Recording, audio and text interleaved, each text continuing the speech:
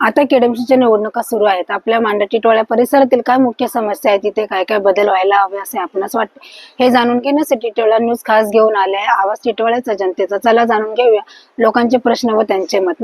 माझं नाव रेखा जवळ, माझ्यासोबत आहे जागृती भोई. नमस्कार, माझं नाव अश्विनी योगेश भोईर.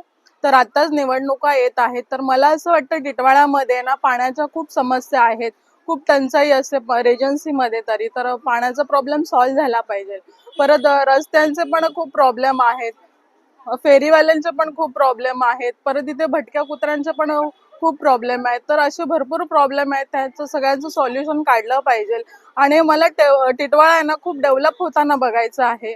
तर माझी ही इच्छा आहे का जो कोणी येईल त्याने चांगलं डेव्हलप केलं पाहिजे टिटवाळा. टिटवाळामध्ये महानगरपालिका निवडणुका ज्या येणार आहेत त्यासाठी माझं एकच सुचाव आहे की वाहतूक कोंडी जी होते स्टेशन जवळ, स्टेशनचं काम चालू आहे, तिथे वाहतूक कोंडी होते, रिक्षाचा पण खूप प्रॉब्लेम होतो.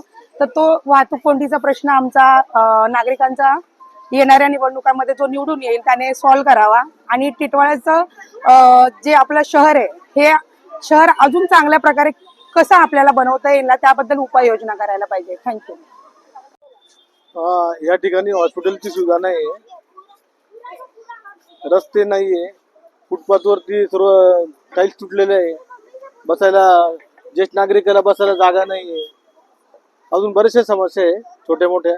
लहान मुलांना येण्या जाण्याचा जो मार्ग आहे तो गाड्या सर्व येतात, भाजीपाला आणायला वगैरे जाता येत नाही. संध्याकाळी म्हणा दुपारी म्हणा इतकी एअर चालते का जागाच मिळत नाही. आणि अशा गोष्टीतून आम्हाला ते काहीतरी मुक्तता व्हावी, चांगलं शहर टिटवाळा शहर चांगलं बनावं अशी आमची इच्छा आहे. काय यावं काय समस्या सांगा ना इकडे ना असं. तर ते सुंदर शहर टिटवाळा व्हायला पाहिजे. आणि हा जो ब्रिज केलेला आहे किती दिवसांपासून बंद आहे तो पण चालू व्हायला पाहिजे. बीएमसीच्या गाड्या केडीएमसीच्या गाड्या पाहिजे चालू केडीएमसीच्या. दवाखाना इधर बहुत कम है, एक ही इधर कृष्णा हॉस्पिटल है, बाकी इधर और कोई दवाखाना नहीं है। कोई अच्छा सा दवाखाना इधर चालू हो जाएगा तो बहुत अच्छा होगा।